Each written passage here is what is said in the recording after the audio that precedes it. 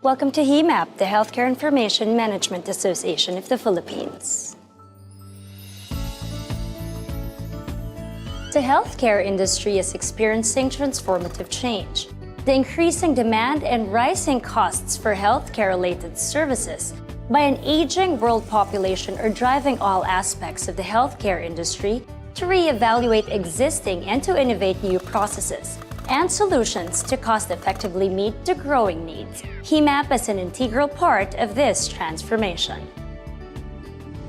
In an ever-expanding digital world, electronic protected health information is proving to be invaluable. This data is securely recorded, stored, and utilized by healthcare providers, payers, and pharmaceutical entities in a myriad of ways, from revenue cycle management aspects to clinical decision support services. Today's enhanced data analytics initiatives have contributed greatly to significant improvements in the quality and cost of care. Enterprising leaders across all industries recognize and for over a decade have capitalized on the capabilities that the Philippines provides. The combination of highly skilled and motivated workforce, competitive costs, strong government support, and a robust infrastructure have propelled the Philippines into the #1 destination in professional voice services to the world. At the heart of this successful growth is the Philippine Allied Health Professional. With an intrinsic culture of care and unparalleled clinically trained resources, the Philippines is the destination for access to a young, motivated workforce that adapts seamlessly into the digital age of information and utilization. Keeping up with the constantly evolving healthcare industry and capitalizing on all the benefits of technological advancements require a partner with proven industry expertise, innovative thinking, and access to properly trained personnel and a strong commitment to excellence. Members of HIMAP possess all these attributes and more. The Healthcare Information Management Association of the Philippines. We care like no other.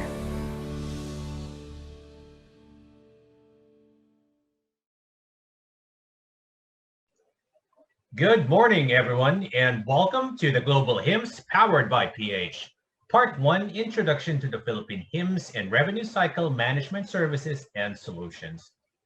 Before we start with today's webinar, we would like to remind you that for more efficient platform management, with the exception of speakers and panelists, everyone will be muted for the entire program.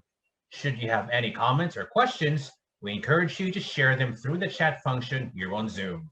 We will be happy to answer your questions during the Q&A after the presentations. Thank you for your support, and we'll begin momentarily. So before we proceed, please be reminded of the following webinar etiquette. First, test your speakers so you can hear the speakers' voices very well and get the most out of this virtual experience. You can also check interactive plugins to use and engage the group. This can be in the form of Q&A or polls.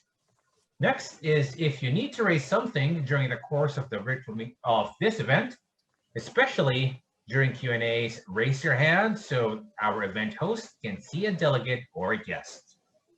Next is if you are a speaker, we recommend you wear a proper headset with mic during presentation to avoid unwanted noise. So once again, let's all observe a proper etiquette, and we all want our delegates and guests to get the most out of this experience. Welcome once again to the Global HIMS powered by PH, Part 1, Introduction to the Philippine HIMS and Revenue Cycle Management Services and Solutions. And we would also like to acknowledge the assistance of the Department of Information and Communications Technology, or DICT, for co-hosting and making this event possible. So as the COVID-19 pandemic takes place, the Philippines Health Information Management, or HIM sector, continues to grow beyond the usual voice or non-voice back offline services. Companies based in the Philippines are now offering HIM services as well as healthcare IT solutions related to telemedicine, revenue cycle management, and clinical determination service, to name a few. In this webinar, we'll be focusing on the HIM services and solutions offered from the Philippines. So to formally welcome us all to this morning's event, please welcome the Chief Information Officer and co-founder of Genfinity Philippines Incorporated and Chairman of the Board of HIMAP, Mr. Jeff Williams. Hello, good morning, good evening, depending on where you're at. Thank you for attending. As stated, my name is Jeff Williams. It's my privilege to welcome you to the first in a two-part series of webinars focused on the health information management services that are delivered here from the Philippines. In fact, the name of the series is Global HIMS powered by PH, and this first of two sessions will introduce the Philippine HIMS sector and a myriad of services and solutions it has been delivering over the years, with a deep dive into revenue cycle management and the many areas of competency within the RCM arena. We'll also hear, based upon on-ground experience of a senior executive in a truly global corporation, the advantages that a well-established Philippine offshore environment has provided for them for their growth and expansion as they've moved on.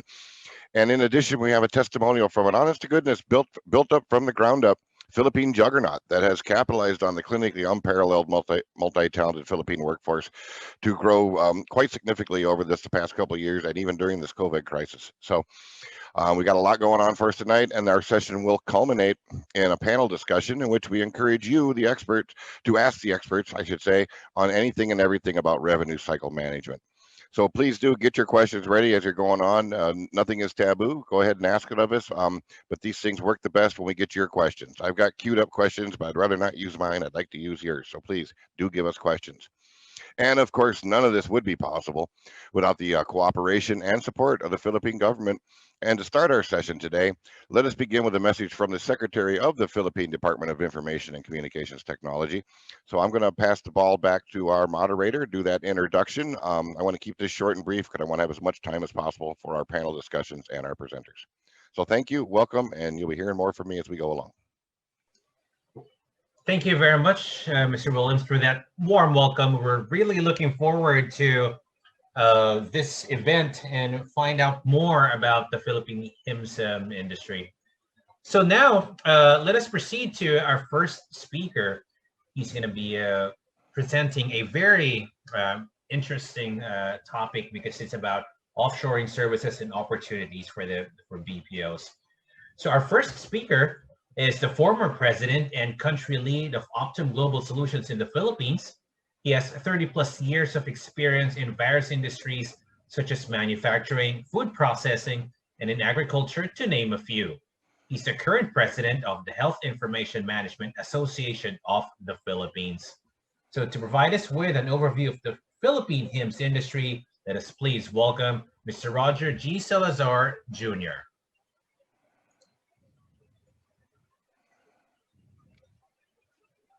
Hello, good morning, good afternoon, good evening, depending on which part of the world you are. Just thought I'd welcome you to our session today.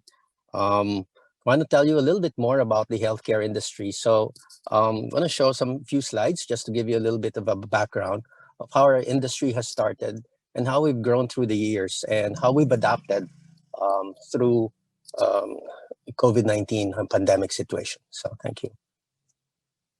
Next slide, please. So just to tell you a little bit more about our association is a subsector of the business process outsourcing industry. We represent the healthcare BPO players and their support services that provide the necessary help that we need to get the industry going. There are many different companies. We have a variety of capabilities, and we have also been partners and linked with several stakeholders and government associations. So our thanks to the DICT and the Philippine government for helping us getting this session going to share more about what we do in the Philippines. Our association really began many years back as a medical transcription business, and through the years it has evolved to what it is today, and we'll tell you a little bit more about that. So next slide.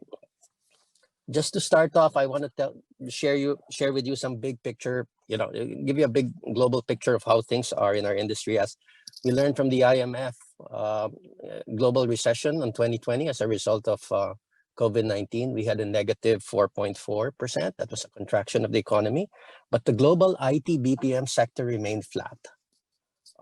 It remained flat for the year. 2020. What you're going to see here is our forecast for the next few years. One thing you will realize from this industry is the industry has really shown its resilience to COVID-19, especially in the third quarter of 2020, when it showed signs of recovery. As we look forward to 2021, 2022, we foresee a growth of about close to 3%.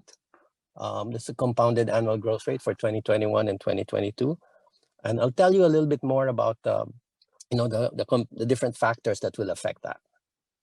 Well, this is the global picture. In my next slide, I'll share with you, the picture for the Philippines as a whole, the Philippine IT BPM services industry. Here you will see that the Philippines experienced flat growth in 2020. We believe our economy in the Philippines may have contracted, but our industry, the Philippine IT BPM industry, has remained flat. Over the next few years, depending on several factors that I will discuss later, it may play out. Hence, we have a few scenarios. The blue line you see, whether in headcount or in revenue, shows our original trajectory and plans. This was before COVID-19. When COVID-19 hit, you would see we experienced flat growth in headcount and revenue, more or less, for 2020. For 2021 and 2022, we're looking at somewhere between a 5% to a 2.7% growth in headcount and about a higher growth rate in the revenue side. As you see, most of our processes in the Philippines are moving towards more high value processes, and I'll again talk a little bit more about that later. Next slide, please. When you look at the Philippine HIMS industry or the Philippine health BPO industry, you will see that we grew about 3% in 2020. We added close to about 7,400 employees from our base of about 143,000. We also added close to about $100 million in revenue.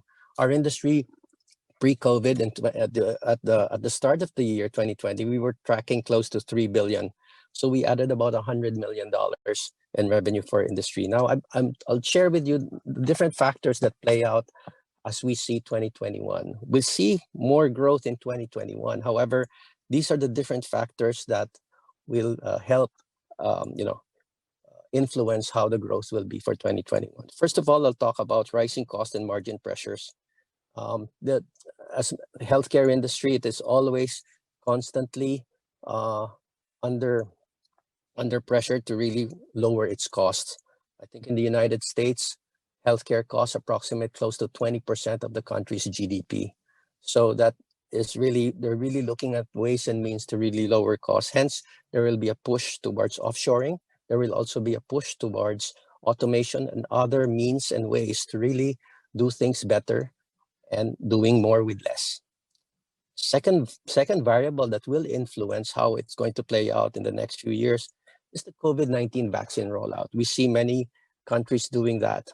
Now for the Philippine HIMS industry, how it rolls out in the country, in the Philippines, is going to help influence the timing of how we do our rebound of sorts and how we return back to normalcy. Another key component, which we'll talk about, is during the COVID-19, during last year and carrying over to this year, many of our people have had to work from home, and hence the reliability and of broadband at home and in the provinces and the affordability are going to be very key components to see how this industry will grow. We're going to see more growth, hopefully in other areas, not just in the major cities, as we try to tap more of the workforce in the countryside. You're going to see new flexible working models. As I talked a little bit about work from home, we're also going to be looking at the contingent workforce and how this will help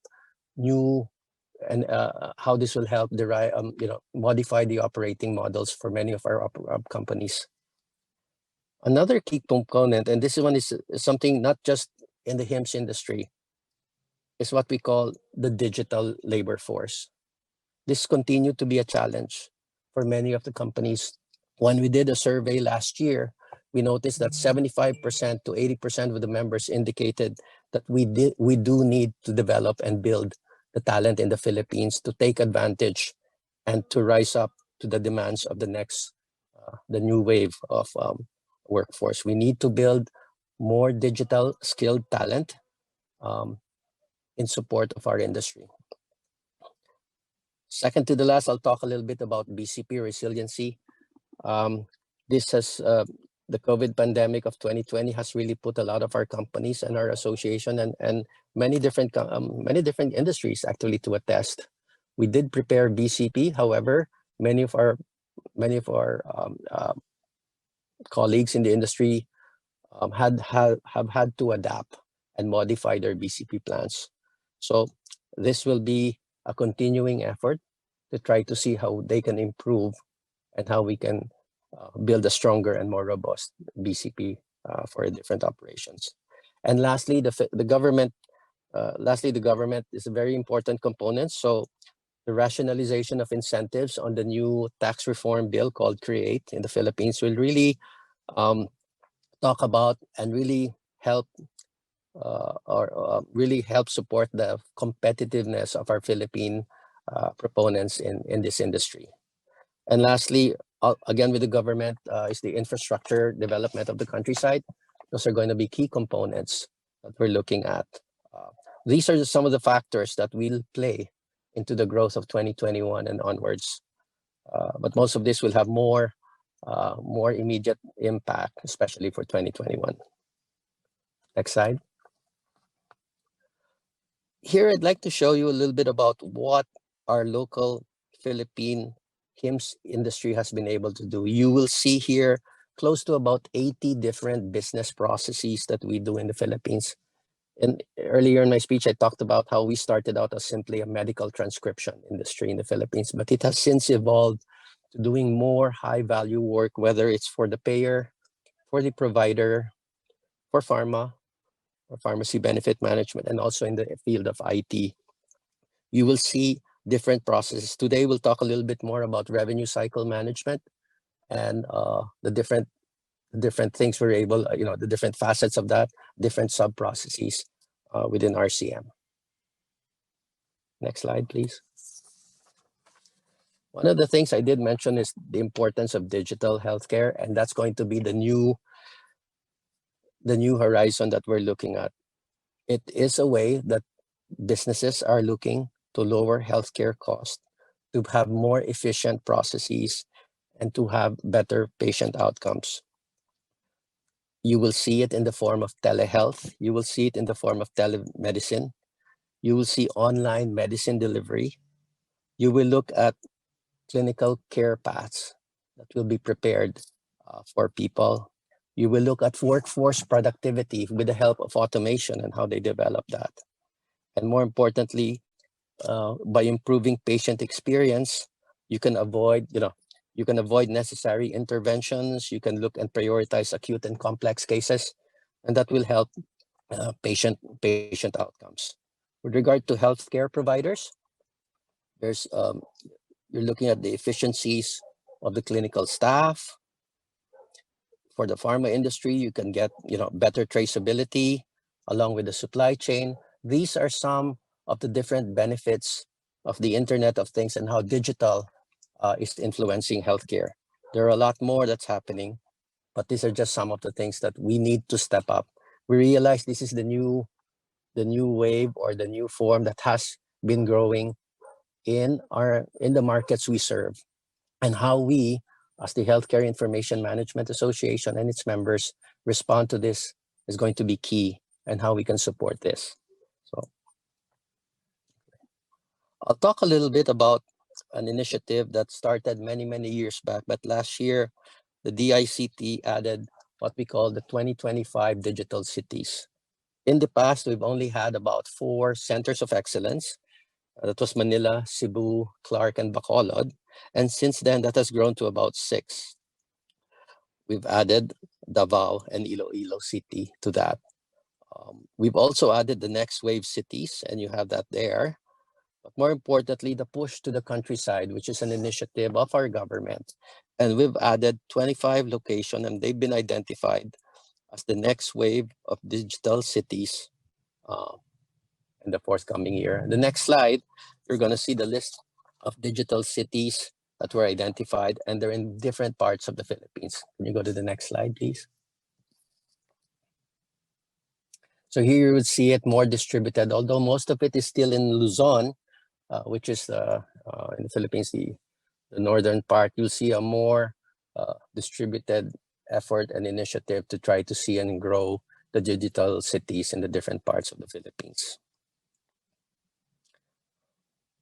Lastly, my last slide, I'll just talk a little bit more about our members. This is a list of our members at HIMAP. We have close to about 60 plus members that represent about 75% of the industry revenue. We have a combination of players, vendors, captives, third-party players who have proven and shown time and time again the value proposition of the Philippines in the healthcare management industry. I think these are the different companies who have proven, who began their experiences in the Philippines and have proven their experiments to be successful. And we hope to encourage more and more players and larger investments from our current players to look at the Philippines and really see where the opportunities are.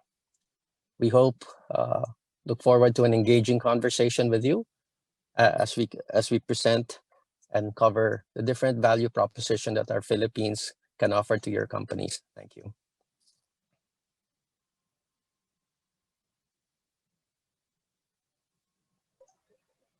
Thank you very much, Sir Roger.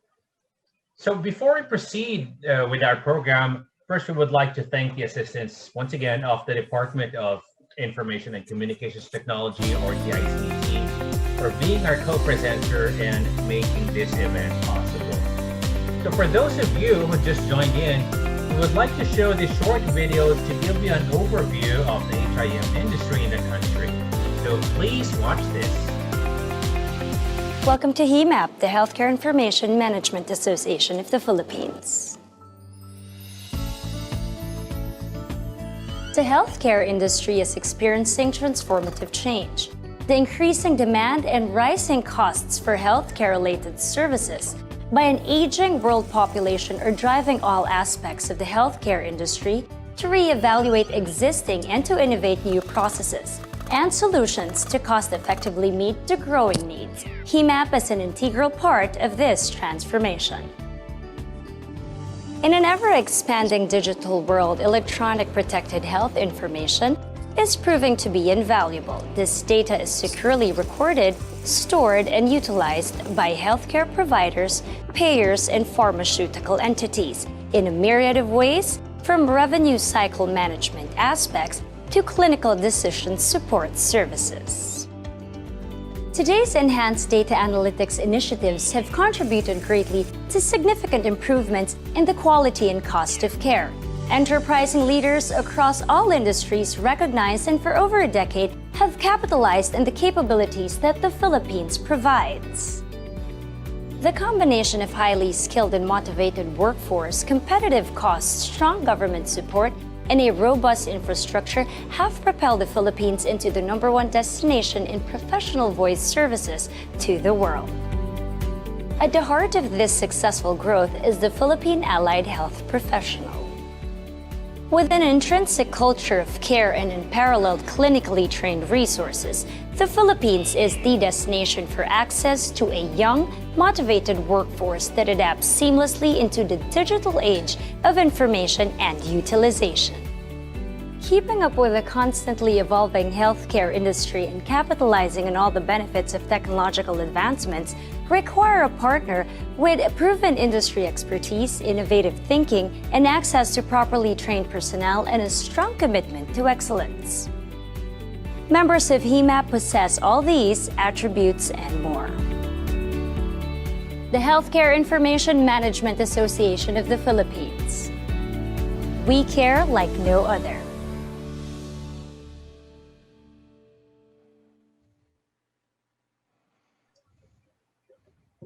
So ladies and gentlemen, as you all know, the webinar we're currently in is part 1, or the introduction of the Philippine HIMS and revenue cycle management services and solutions. So we would like to show you our schedule for part 2, and we will be flashing it on our screen. And we're hoping that everyone will be able to join us in our next part, where we'll be talking about the Philippine HIMS BPM Forum, which will be focused on clinical research, pharma and life sciences, and innovative healthcare IT solutions. So for our next portion of our program, we'd like to bring back Mr. Jeff Williams to talk about our industry more. So, Mr. Williams? Hi, hello. I'm back again. Sorry, I'm a little discombobulated here. So Roger gave us a great presentation on HIMAP. And unfortunately, I'm not entirely sure if he's available to come back in. I would like to talk with him directly, but I know he had another engagement. So let me just go on and do what I do and just talk about how wonderful encapsulating the Philippines health information management sector is. I think Roger pointed out, made some very excellent points that while we'll see that certainly the world market, not just healthcare, but everything was impacted by COVID.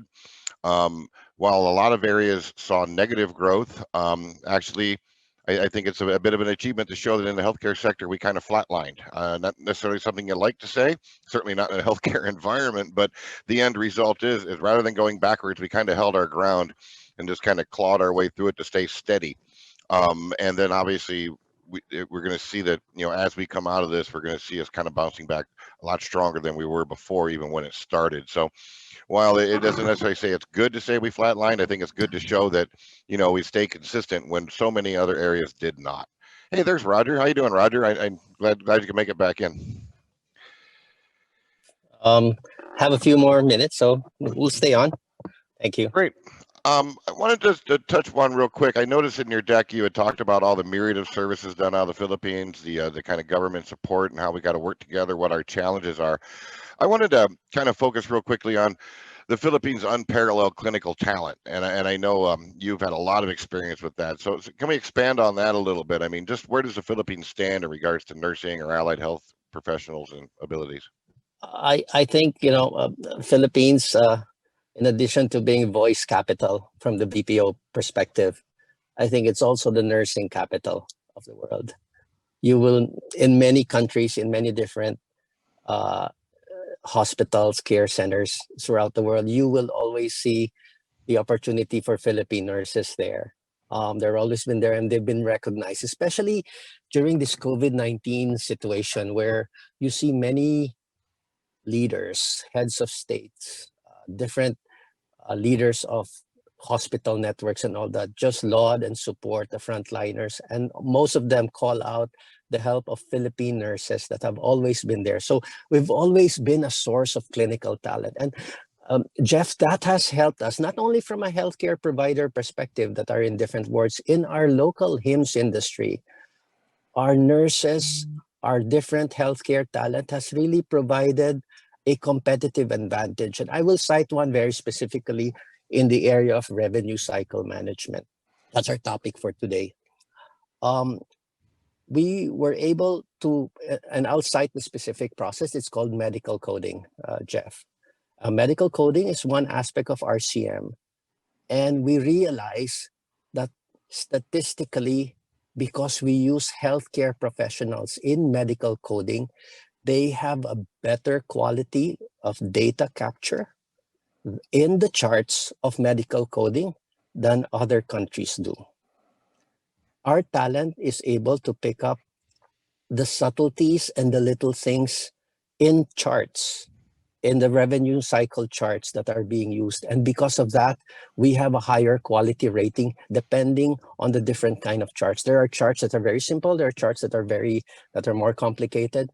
And our people, our Filipino nurses or Filipino healthcare professionals in general, are able to capture that data more accurately and improve the quality of the charts. So I just wanted to share that because we did that study. We compared it in many different countries that we had our operations, and we statistically proved that our people in the Philippines were able to do well. Yeah, Jeff. That's an excellent call out, and I think that's back to something we've said over the years. It's because there's so many healthcare professionals, right? Nursing has been such a big component to the Philippines for so many years that ordinarily, and a lot of our customers, the people they would hire to do coding, don't have a clinical background, obviously, because if they do, that drives their cost up, right? I mean, if you got a nurse, if you're a nurse, in another country, the U.S., your value is considerably higher, right?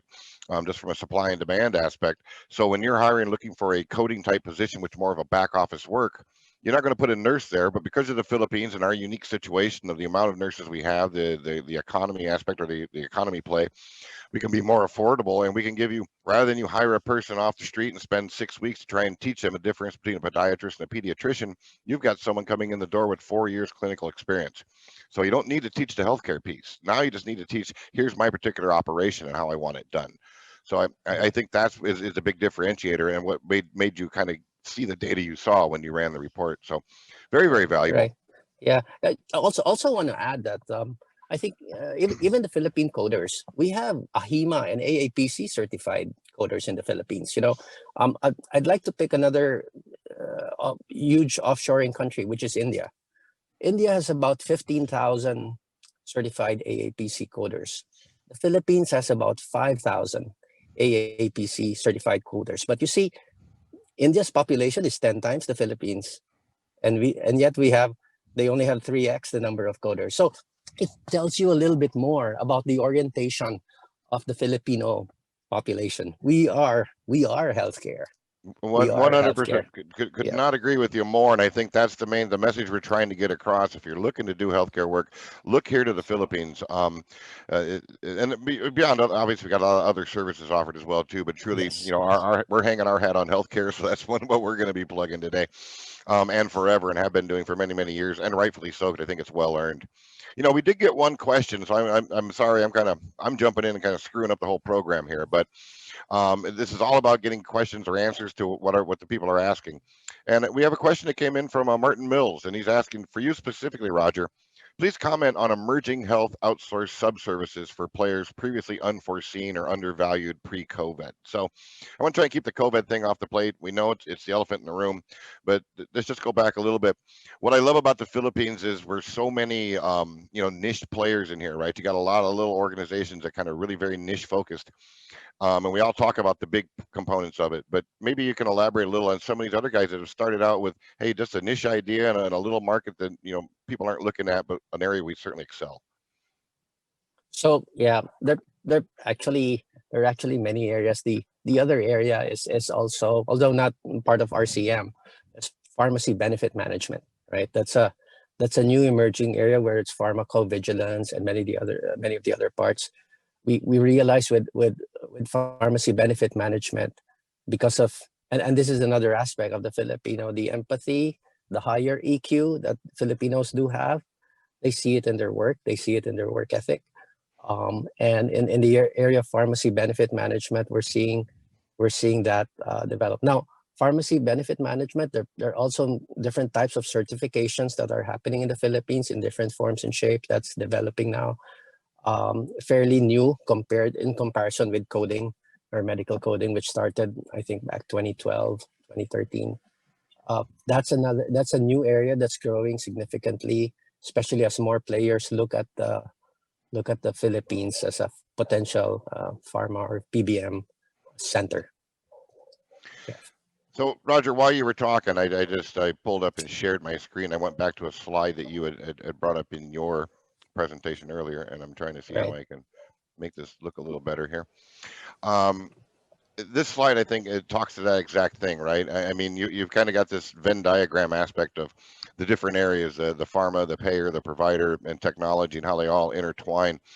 And I think this really kind of points to the various different types of services that are being done. You've got large players that kind of cover many of these, and then you've got, again, some players that are just narrowly focused purely on case management support or maybe concierge type services for doctors. So I mean, maybe touch on that real quick. I know we got Jessica's queued up for us here, but I'll give you just a minute or two to give me your thoughts on what you think, how that plays. Share with you our experience when we started Optum in the Philippines. At the time, we were called United Health. We started with a couple of processes. And that's how we start. You started with a couple of processes, and at the time when we started, we wanted to sell the Philippines. We overspec the people we hired. We got nurses to do simple work. While that was good at the start, we had to find new homes for them. And as we built our credibility and expertise, we were able to add and increase more processes in our organization. I think what's going to happen is you'll have, this is back 2012, we had many of our operations, many companies have actually started with the low-hanging fruit. And those are the simple processes. Over time, it's developed, and this goes very, very quickly. Over time, they've added more complex processes. You started with provider calls. And after that, for provider calls, you would move towards member calls, which are more complex and so forth. So you see a evolution of complexity, an evolution also of skills and capability. What we're seeing now is an area of the marriage between actual healthcare and digitalization of healthcare. You'll see a lot more of the staff empowered with the help of automation, with the help of analytics to drive out the insights. So it's taking the game to another level, Jeff, that I think is what we need to prepare for in the future. Thanks for that, Roger. I mean, the evolution of it is just amazing. I'm an example of that myself. I came here in 2003 with a very simple idea and ended up being very complex services. So, and you just naturally get the evolution when you see the capabilities of the talent that you have. So thanks for jumping back in, Roger. I know that Jessica's lined up for us now, so I'm going to hand it back to our moderator, and we'll get Jessica give us her experiences with growth in the Philippines. So thank you. Thank you. So there you go. I'd like to thank Roger and Jeff for that very insightful discussion. And now we will be proceeding to our next speaker. So our next speaker has over 11 years of experience in business transformation, strategy, innovation, and business intelligence and operations management within the Philippines shared service and BPO industry. She is the Vice President of Global Business Services of DECT Philippines. So joining us to share her knowledge and provide an in-depth overview of the PH HIMS and BPM services and solutions from the perspective of a growing company, ladies and gentlemen, let us all welcome Ms. Jessica Shields. Thank you very much. I blush a little bit with these introductions. They're always so complimentary. So I wanted to thank everyone for allowing me to be here today. Oop, I have just shared the wrong screen. Sorry, guys. So I'm going to share a quick presentation with all of you. A little bit of the story on Dexcom and our growth here.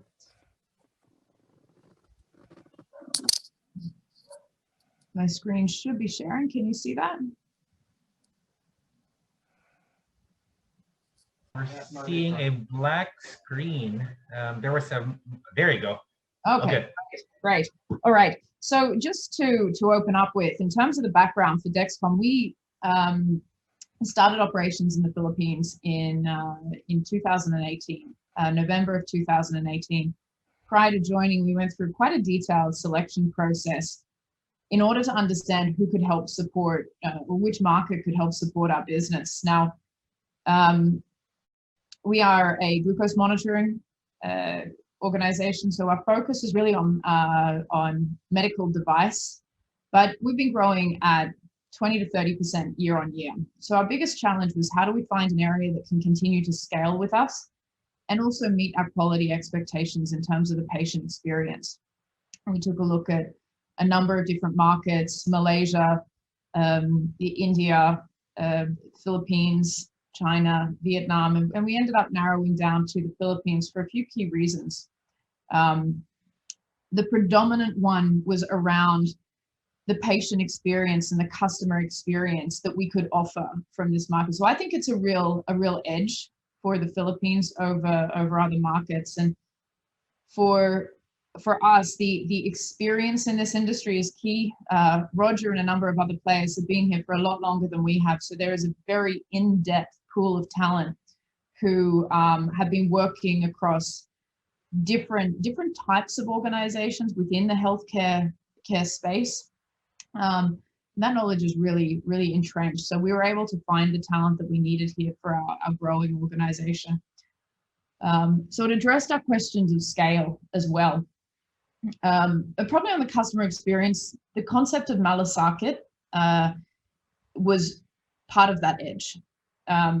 We put our patient quality first before anything else. So the ability to be able to have strong, empathetic conversations with people is, yeah, that was really the edge for us. I want to talk a little bit more about our experience during COVID as well. So we are at the moment over 1,000 people supporting IT, HR, finance, quality, and technical support. As Roger mentioned beforehand, we started out as well with some of the less complex processes, and over the course of the past 2 years, we've moved up the knowledge value chain. We built a foundation, and then we could find talent to help us with information security, different kinds of IT jobs, more complex technical questions regarding our products were shifted over to Manila. And what you're looking at here is the growth chart. And I wanted to highlight the area between March and December of 2020. Obviously, this was a really challenging time for us and for every business. But despite all that we were faced with, we were able to continue to grow the business. We were able to transition work in. We were able to find the talent that we needed.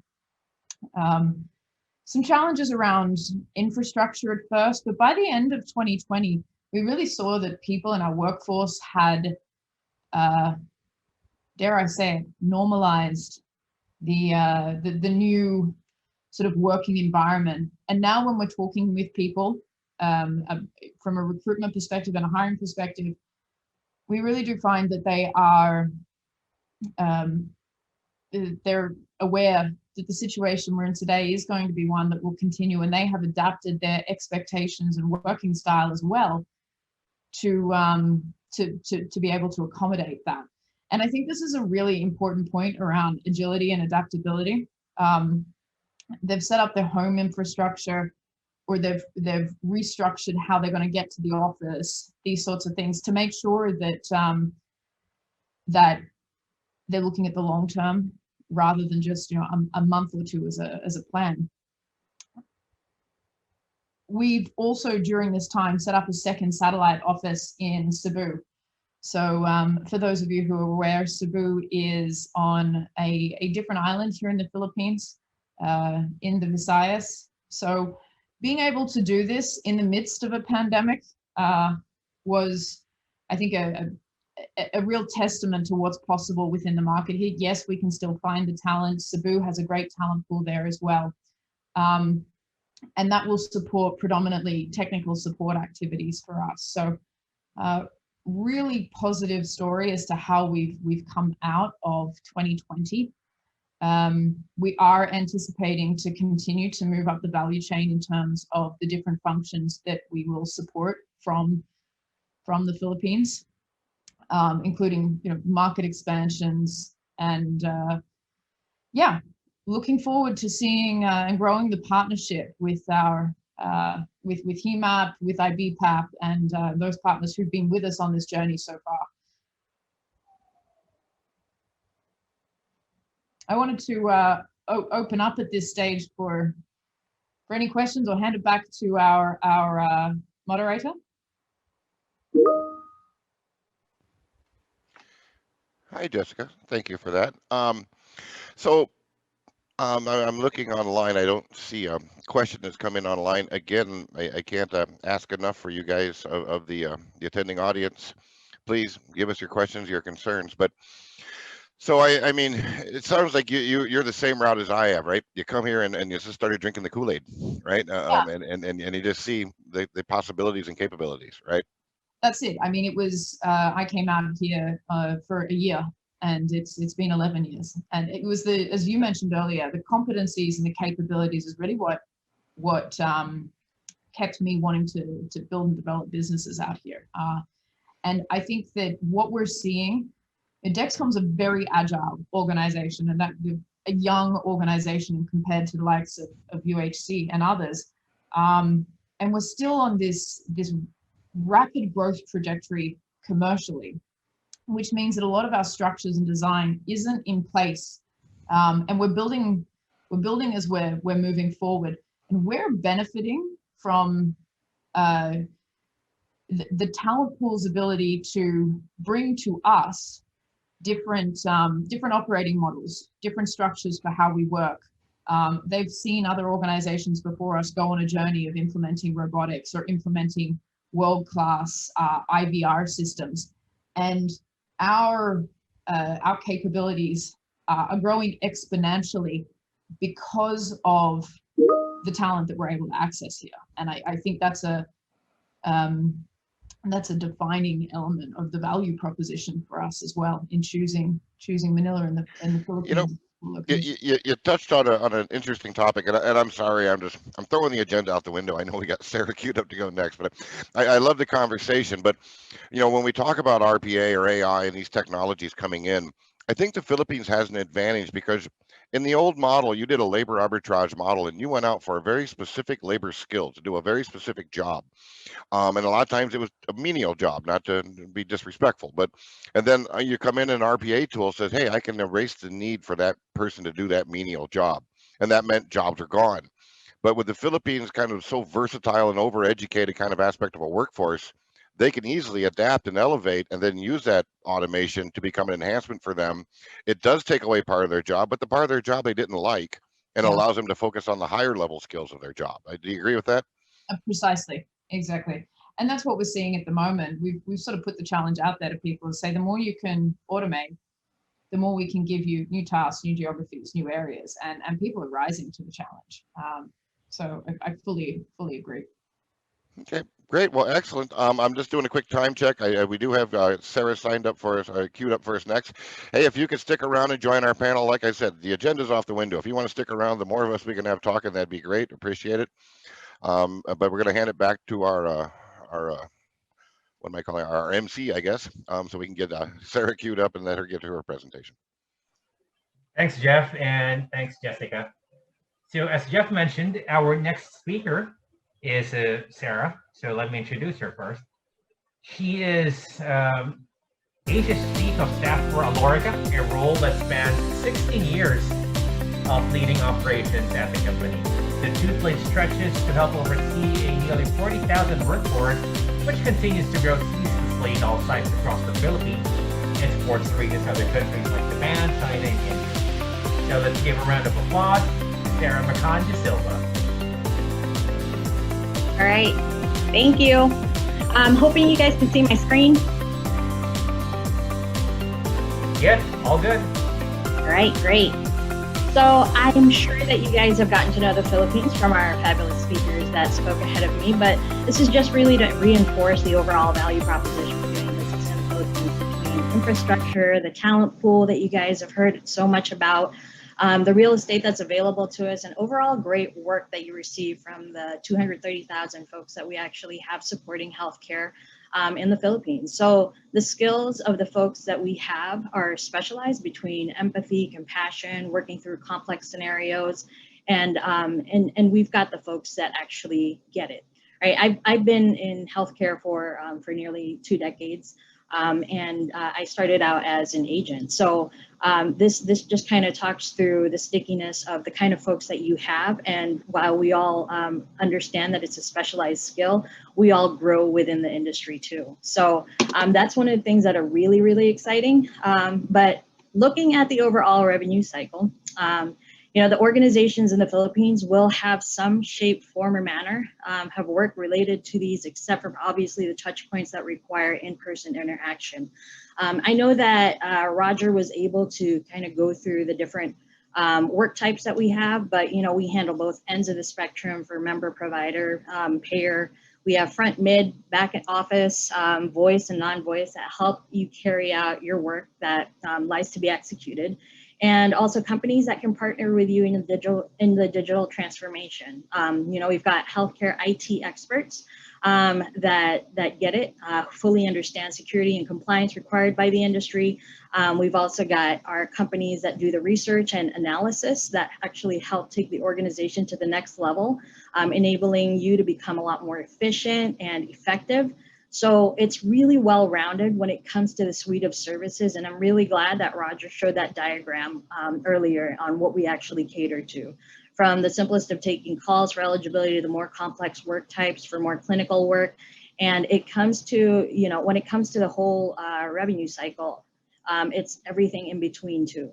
So the maturity of the leaders, having over 2 decades of experience and organizations supporting healthcare industry here come from a wide array of vertical expertise too. And that becomes a benefit to you.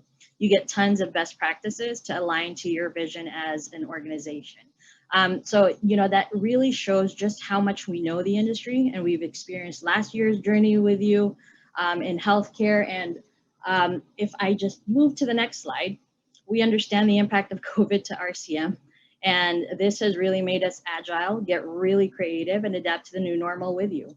So just on the healthcare landscape, I know that we kind of walked through the different suite of services, but I want to be able to touch on some of the different factors that have forced the change from our apps and our platforms and how they interact with one another, how we've all reacted to government implementations nationally and locally by state, building and rebuilding our infrastructure and ensuring all the risk mitigations are actually in place. And all these while still ensuring to continue that we care for our patients and reimagining the patient experience. So, that goes up until the virtual care solution that's come up with all the different devices and telemedicine. So apart from the typical table stakes of services that we provide, we started to partner with our clients to really focus on areas to see how we actually adapt. And you'll see that from analysis to really digging deep into operational benchmarks. I will, hold on, really quick, move over to the next slide. Sorry. There. So you'll be able to see that we've got different things in really looking at focus areas when it comes to 4 key pillars, right? So there's the RCM analysis where we really look at the operations and then looking at the operational benchmarks that we've got within the organization that we can really look into automating, right? I know you guys have heard this a bunch of times today, and it's really, it's really just the way that we're starting to move towards. So it's, it's the digital transformation and really the different workflows that we can improve overall quality and productivity. So even for managed services and embracing that global delivery and working with partners who can scale the dynamic changes of healthcare with you. So really quick though into the digital piece, and Julian's going to be talking about a couple of things in terms of testimonials, but looking at how some of the organizations have actually supported optimizing the businesses here is also helping improve the financial outcomes. So we continue to see the pressures on lowering costs overall. We also see everything from predictive analytics for better revenue reconciliation, and then automating payments with analyzing workflows from typical pain points that we see in the RCM realm. So there's just so much that's been pushed to be automated, not only exists but for now, but it's going to remain and going to be of value to our clients post-COVID. So I'm glad we have Julian showcasing, a couple of things a little after I speak, but just really going back to the RCM realm again. And letting our audience know we've got over 230,000 and supporting the healthcare industry, and we're geared to grow close to nearly 300,000. And while the Philippines has been providing services for healthcare for 2 decades, it's not too late. But actually now's the time to really look at how your organization can look at the Philippines to be able to partner with you and continue to walk your journey with you. So Jeff and Prab, that actually wraps up my piece for what I have today, but I do look forward to the rest of the program, and I'll catch everyone a little later on during the Q&A. So maraming salamat. Thanks, Sarah. So as Jeff mentioned earlier, we'll be having someone to provide a testimonial. So joining us to provide his personal testimonial on how business progressed in the Philippines using local talent and to cite growth and projections with highlights on the key advantages of the Philippines talent in terms of experience, qualification skills, and intrinsic culture care. Let's welcome Mr. Julian Valenzuela, the Vice President of Visaya KPO.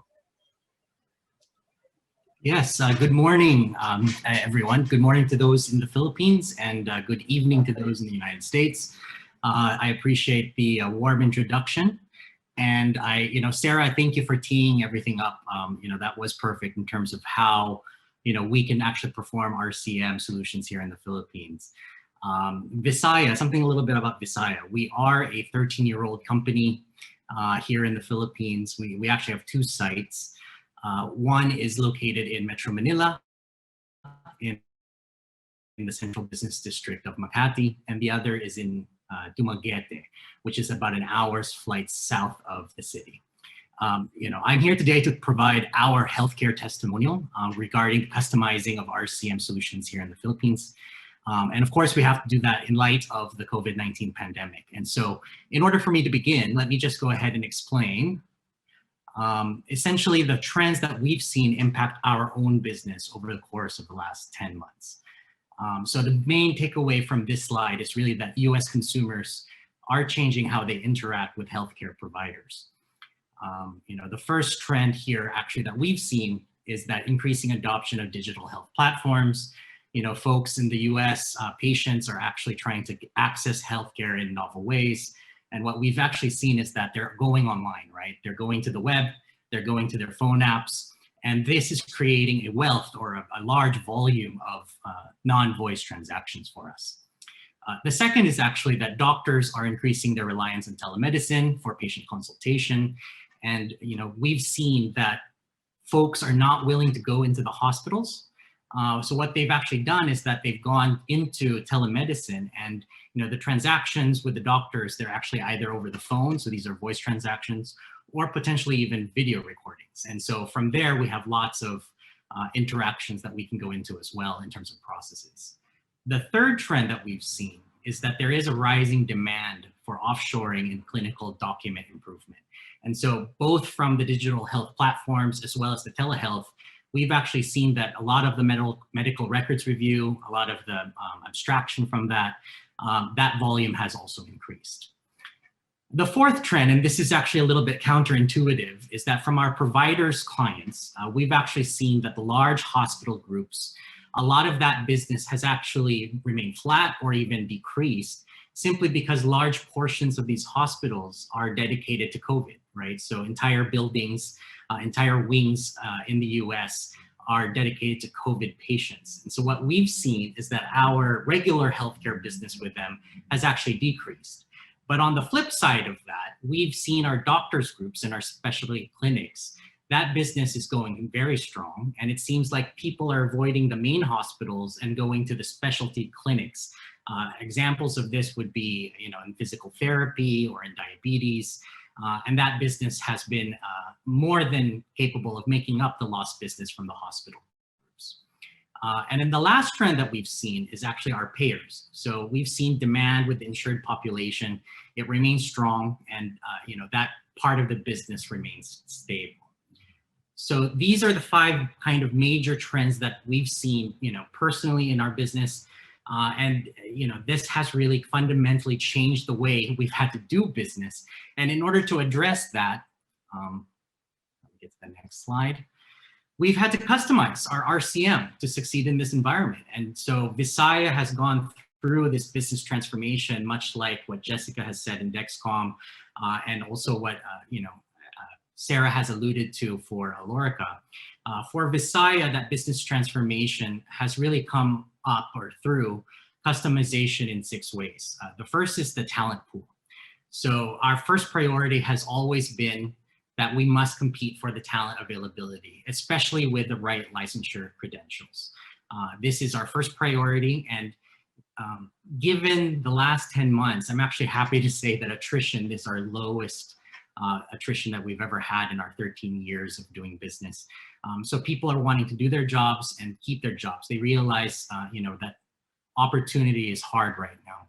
And in terms of recruitment, much like Dexcom, we have seen that recruitment has been very good for us. We've seen that lots of people are looking for that opportunity, and we are able to fill those positions with the right licensure credentials. The second is actually training and quality. So for those projects that have been with us for a very long time, that have actually been negatively impacted by the pandemic, we've been actually able to retool and reprofile that workforce so that supply meets demand. And the third customization is actually efficiency. So if there's one takeaway from this slide, this would be it. And it is always very important that we must exceed the client productivity expectations for new and existing customers. That has been something, as far as my testimonial, has been the one key item that makes it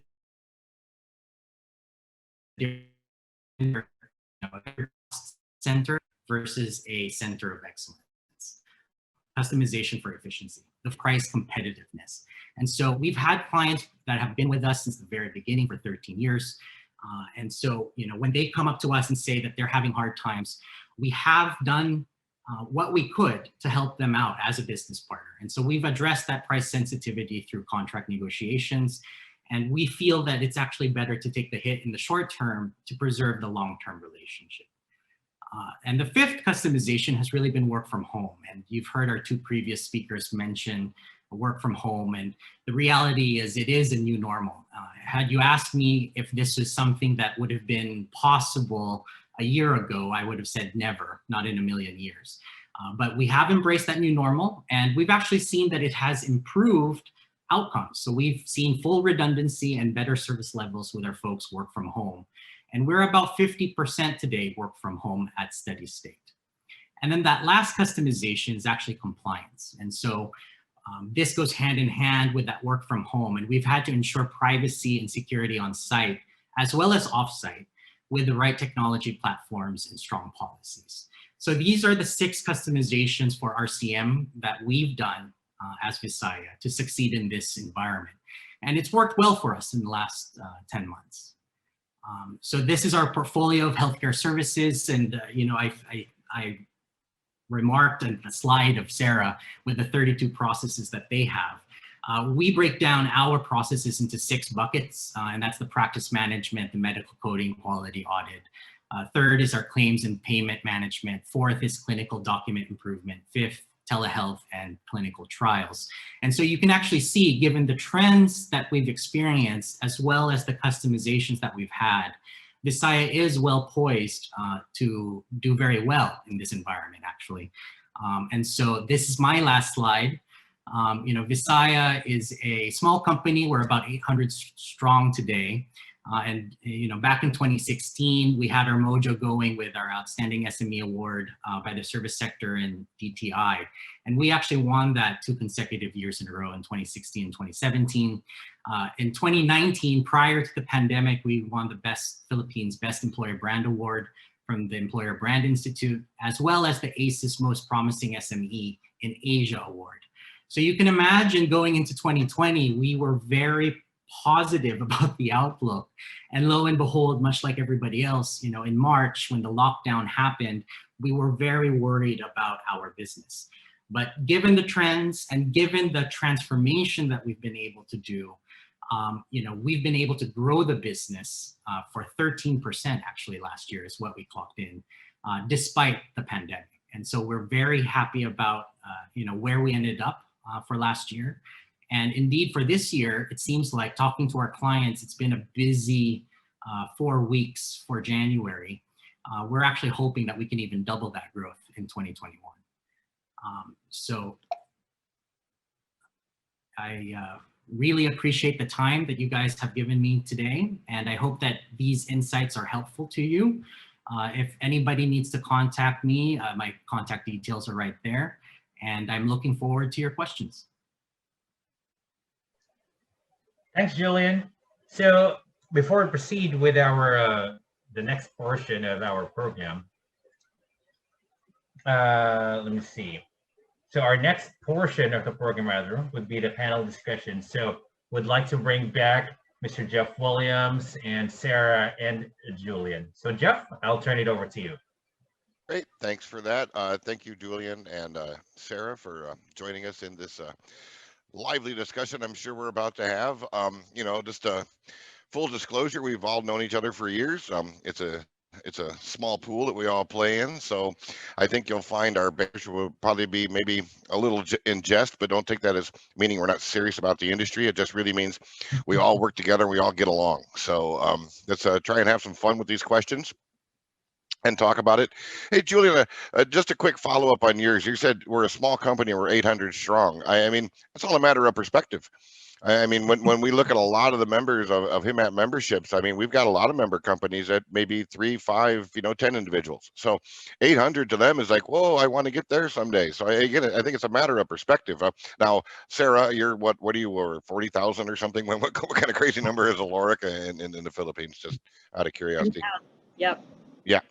So again, so yes, compared to Sarah, yeah, it's small, but compared to again, my operation, we're only 95. So again, all perspective to us, but all playing very key parts. And I think, as mentioned out earlier, the one question we did get in is there's so many niches that people can kind of play in for that. But a question to you, Julian, was what number did you start at? Just out of curiosity. Thank you for that, Jeff. Yeah, so I do think we're still small, even at 800, simply because, Sarah over there, and we do know each other very well, is strong at 40,000. We did start in 2007 with 12 agents, and that's how we began, right? It was, for full disclosure, we are a family business. It was my father's pocketbook, and we started in Makati in 2007 with 12 agents. And so it's been a journey, right? And little did I know that the roller coaster ride of this journey of building Visaya over the years would include a once in a lifetime pandemic. But it's been great. And every year we continue to see growth despite all the challenges. Great.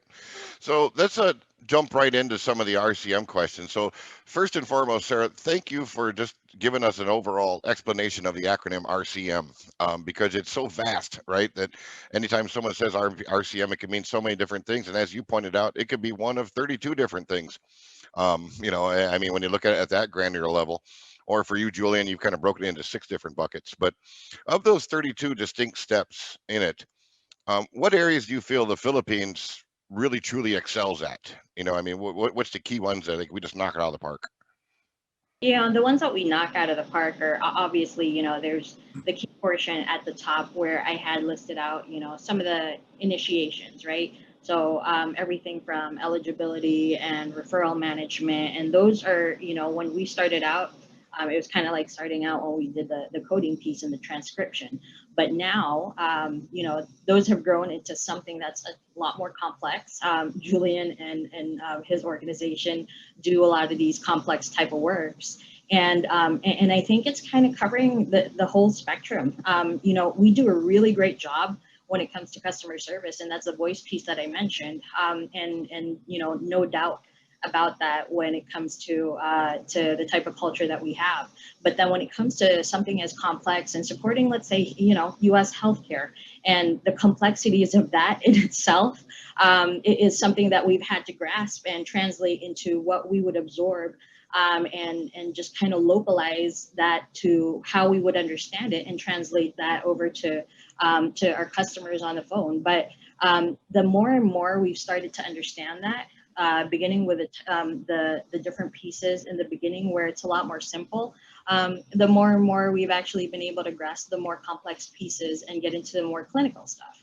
And like what your organization does too, right, Jeff? So and I love those types of stories where we've got some homegrown businesses that have grown, that have been, winning all these awards. I come from an organization where we're an amalgamation of several different organizations already, and that's why we're 40,000. So, I kind of cheated there with the 40,000. So, I think there's a huge realm there. I mean, if we're talking to folks that are looking at starting out, certainly they could start out with the ones in the beginning of the revenue cycle. And then they can start, diversifying the type of work that they have with us, and really start knowing that once the folks that they have doing the work understand it, they're the ones that are going to be coming up with the suggestions, best practices, telling them how to streamline things. And that's how we partner here, is really, becoming thought leaders of what we do and what we're experts at. Great. So an offshoot of that, Julian. So, Sarah, you mentioned, U.S. healthcare, right? I mean, that's the domain we play in, right? I mean, that's our biggest client base, right? But there's clearly differences between a Philippine healthcare system and a U.S. healthcare system. So, Julian, what steps did you take, or what did you put in place how do we ensure that our people understand the environment they're working in? And so that's the biggest difference between us and the US, actually, is that our folks who do the work have actually practiced healthcare in a clinical environment. And most of our coders, I think Roger mentioned this earlier, most of our coders are actually nurse practitioners that just happen to also get the licensure exam for the coding. And so they understand the care of patients. And I think that's the biggest differentiator between the Philippines and the United States. And so just trying to translate that in terms of our clientele, we've been actually able to show how that impacts the service levels. And so I think that's really the biggest difference between the US and the Philippines. Okay, great. And just real quick, I'm going to jump back to our MC for just a second. Am I correct? Are we out of time? Have we gone beyond time? Can we keep going? It's an engaging conversation, but are we at a limit? Do we have to stop? Maybe I'll give you 5 more minutes or so. Okay, so 5 more minutes. So then, we really didn't get into many other questions. I think it was kind of short. So I'm going to give you guys the ability to kind of give me maybe kind of closing remarks on what you've heard from our other presenters. And then we'll start with you, Sarah. We'll go ladies first. I mean, you want to kind of give us a closing shot or a closing word you'd like to give to the people that have attended today? Just kind of tagging onto what I mentioned earlier, is that it's not too late. The value proposition of doing work in the Philippines with the type of talent that we have and how we execute, and just the different type of work types that we do, everything from simple to complex, is really something that you latch onto. And just looking at the resiliency and the flexibility and agility of the organizations that have had to cope with the same things the rest of the globe has had to, we've adjusted, and as a matter of fact, so many have stepped up. So now's the time to actually start looking at partnering with organizations in the Philippines to continue to elevate your business. Great, thank you for that. And Julian, how about, what do you have to say? I absolutely would like to second what Sarah said. She said it so eloquently. Bottom line is the Philippines has the right talent, the right capabilities to do the work.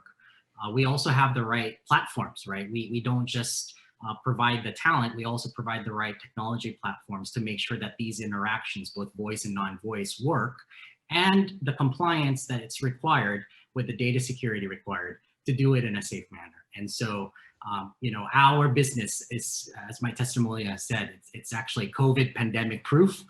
We've all been able to survive this pandemic, and not just survive, but really thrive in this kind of environment. And so we invite you all to come to the Philippines and take a look. The opportunity is here. Great. I'm sorry, I am so disorganized. I said that's going to be your last line, and then I just got word from above that we got an extra 5 minutes. I think we'll tap dance around that. And I think I'd like to ask, government, the associations like HIMAP, BPAP, our job is to work together to kind of support us as our individual companies, and we kind of work as a whole for that. Government plays a big play in that. So maybe both of you, again, just a quick nod. How do you feel the government has helped you? I mean, in like either relief funds or special considerations through lockdowns, those type of things.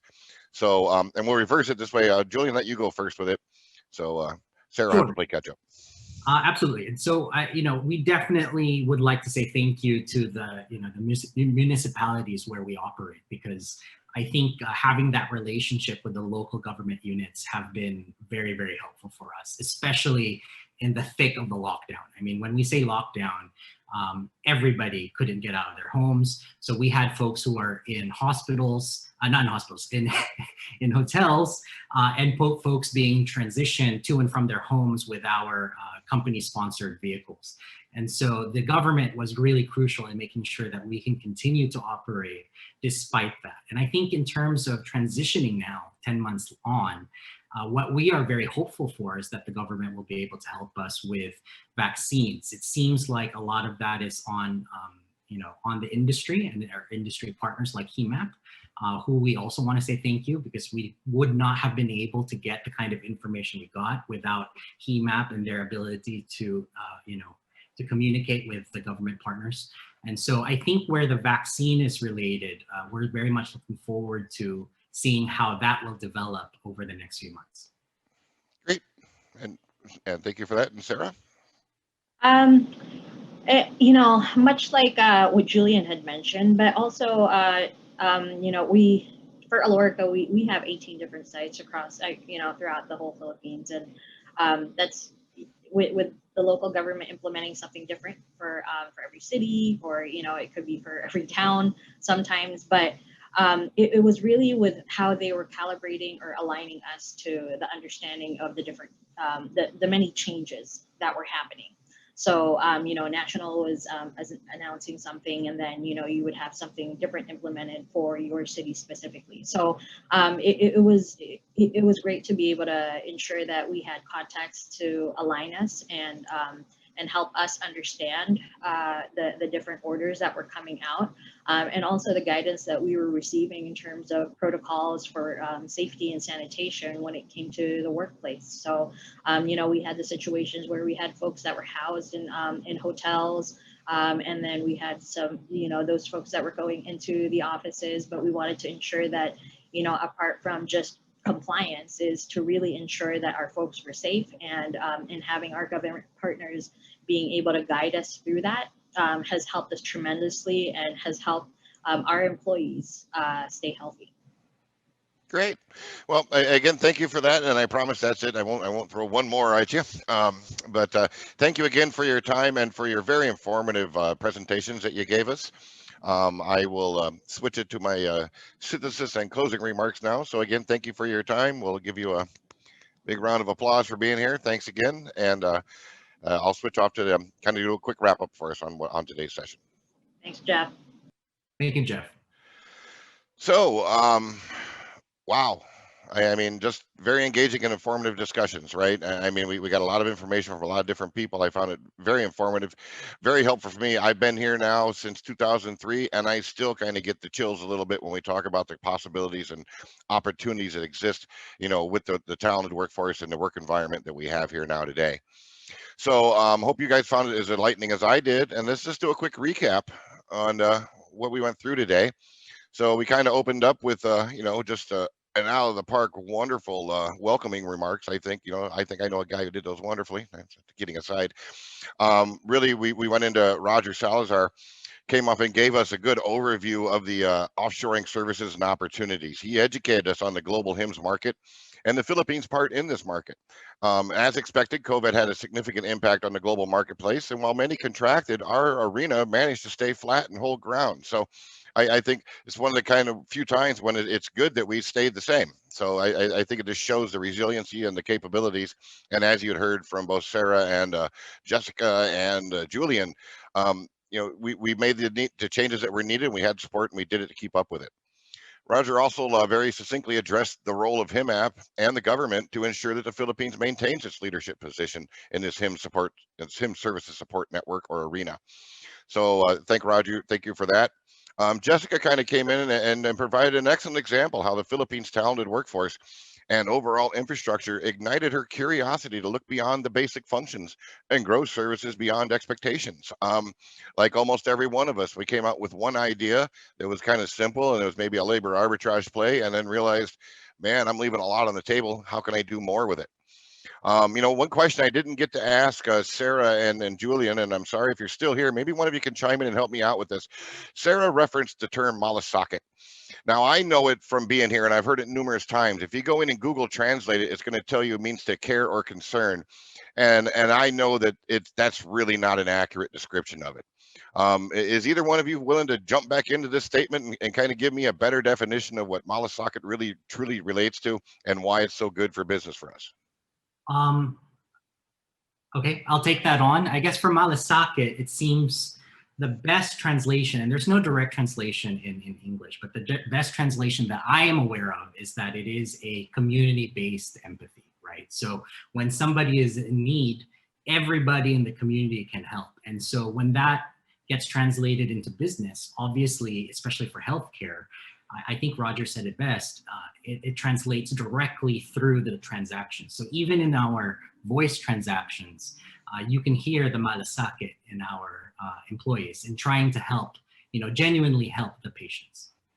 Great, thank you for that. Yeah, again, I wasn't going to do it service justice, so that's why I asked. Thank you for the help with that, because I know what it means. I know in spirit, and I kind of even struggle myself with how do we get the definition. But it is a true palpable thing you can feel. There is genuine care and concern just for an overall well-being. And I think you see that comes to it when you're tasked with a big task or a big challenge, rather than watch the one guy in the corner struggle with it, you'll find his workmates will come to their side and try and help them with how do we address this as a group. And that is the type of mentality that exactly is what you want to kind of help grow your business and the opportunities that you do here. So thank you again, Julian. And then moving into the rest of the synopsis, Sarah kind of eloquently defined the acronym RCM and even broke it down to 32 distinct components. So thank you for that. That was very good for us. And she also dropped into the 4 key pillars that they're looking at for growth, which is being an RCM analysis, virtual care enablement, digital transformation, managed services.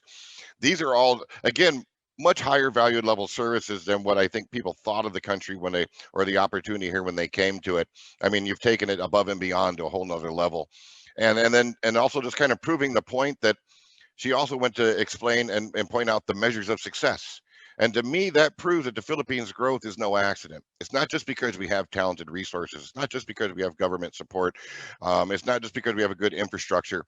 It's because we have all those things, and we have dedicated, focused management people that are here that understand their responsibility is to ensure that these resources and capabilities are all utilized correctly. And it's all of that kind of coming together is why we're seeing the success that the Philippines has seen. We then went to Julian. He kind of gave us a great testimonial. First off, let me just congratulate you and Visaya KPO on the growth that you've seen and the many awards that you've won. Again, these awards are not trivial. I mean, they truly are earned. We see there's quite a bit of contention for going for these different awards. So for you to come out on top proves that you really are doing things right. He also started out with demonstrating just how the basic consumer healthcare provider interaction is changing with technology, and how we as an industry and as companies are dealing with that change and making sure that we're utilizing it and jumping on the capabilities and opportunities it provides. He also pointed out there's an increased demand in offshore capabilities. And I think, again, we try to stay away from COVID too much in this conversation, but while it certainly is a terrible thing, I think it's also opened up the door and opportunities for us. So many jobs that you thought could not be done outside the office, we've proven are now all being done outside the office. So the next logical step is, if I can do it down the street at home, can I not do it 2,000 miles away in a different environment? So I think it's also created some opportunity for us as well. So that's, if you want to try and look at it in any way positive on COVID, I guess that's the only thing I can take away from it. And then he also demonstrated the need to retool and reprofile as needed to stay not only relevant, but to make sure you're still blazing that path forward in our ever-evolving and changing environment. And that was not just Julian. I think I got that same exact message from Jessica and from Sarah. You've got to be versatile. You got to kind of almost be a little bit of rubber and say, how do we adapt? How do we change to make sure we're staying ahead and staying relevant and all the things that are kind of going on?